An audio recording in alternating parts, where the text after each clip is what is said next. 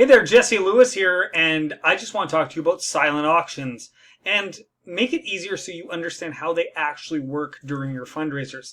I've been performing at fundraisers for the last 20 years, well, since 2007, so whenever you watch this video, since then. And a lot of the more lucrative ones have silent auctions. So let's talk about how silent auctions actually work. So silent auctions really are an engaging way to raise funds for your events. They allow attendees to bid on unique items that are donated by the businesses in the area. Or one of the things that one of the events I recently attended actually had the church ladies. There's a group of church ladies that baked pies for the silent auction, and I saw some of those pies go for like $800. It was crazy.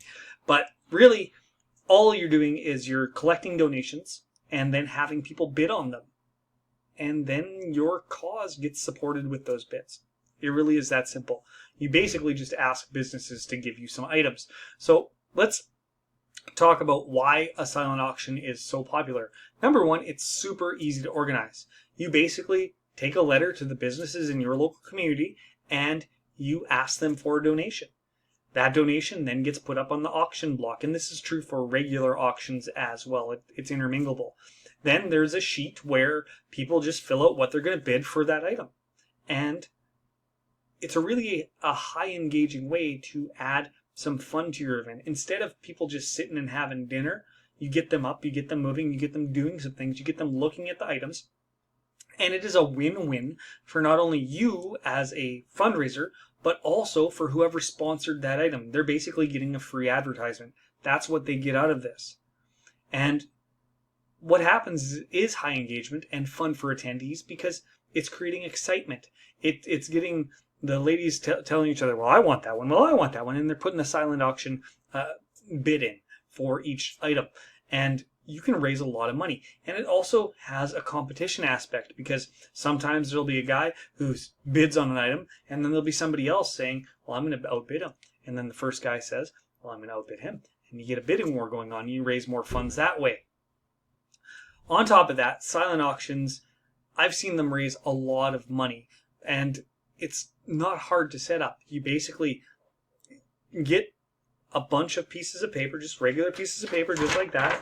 You get the name of the organizer on top, and then you just get the item, and there's bidding down the sheet. That's it. Items need to be displayed attractively, of course, because the more attractive it is, the more attention they're going to grab. You have to have clear description of what it actually is that people are bidding on, especially for things like glamping trips. It's really important to have really distinct descriptions of what it actually is. And it helps people make more informed choices. And it improves the bidding experience when you do that. So silent auctions are really not hard to put together, but they do mix a couple different things. There's great silent auction items that can raise a lot of money, like experiences. For instance, I talked about glamping. That has been a fantastic one that I've seen at many, many silent auctions. Other things are things like unique goods or things that people actually want to have, but they don't buy themselves. I've seen things like Yeti coolers, and this goes into high value items as well. Milwaukee drill sets. And often these are just donated by local businesses. The local lumberyard will often do a Milwaukee drill set as part of a promotion or something like that. The unique goods can be things like soaps, and you ask your local soap maker just for 2 bars of soap to give away to advertise their business. And this is actually one of the cheapest ways that you can get for them to advertise their business. That's what they are getting from you, is the advertisement of their business during your event. So you just have to be very aware that you have to give those sponsors, because that's what they are, really good value for that. So when do the silent auctions happen? Well, if you're having a fundraiser, the silent auction items should be placed long before you actually have people coming in the door. They need to be on the tables ready to go. Another great way to get really good bids and get people involved in your fundraiser is actually listing the silent auction items that are going to be available in your social posts beforehand. So if you've got that Milwaukee drill and you're fundraising for your local hockey team, on your hockey team's Facebook page, you put, hey, this is part of the silent auction. You can win this Milwaukee drill if you take part at this event at this time, and you advertise that way. It's a really simple way to not seem too salesy all the time by saying, hey, this person sponsored this, and we are going to be doing a silent auction for that item. The silent auction runs throughout your entire dinner. You do not end it early. You want it running for as long as possible. And honestly, I like to see it run through the entertainment as well, because bids will go up throughout the entertainment, and then you collect all those bids before the entertainment's ending, and you start announcing that your silent auction is ending after the show. It's a really good way to do it.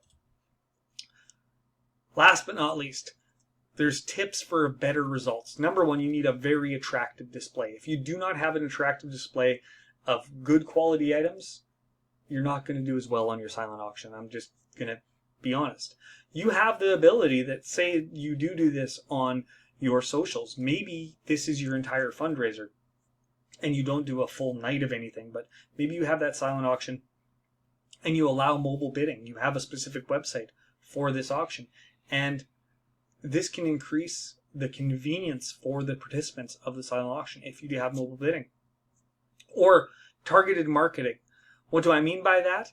Well, maybe in your callouts on your socials, you're saying, hey, gentlemen, there's a Milwaukee drill. By the way, there's one sitting on my desk. That's why I keep bringing it up. But there's one of these babies available in a silent auction. Get your bids in today, and people will be more likely to bid.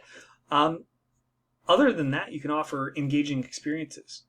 And you could offer, like, it's a bidding war for this specific thing and get a bidding war going. My name is Jesse Lewis. I've been doing this stuff for the last 20 years. I would love to help you with your event. I perform across Canada since way back in 2007. So if you've enjoyed this video, I don't want you to buy anything from me. I just want you to hit the like button. That's it. That would help me out so much.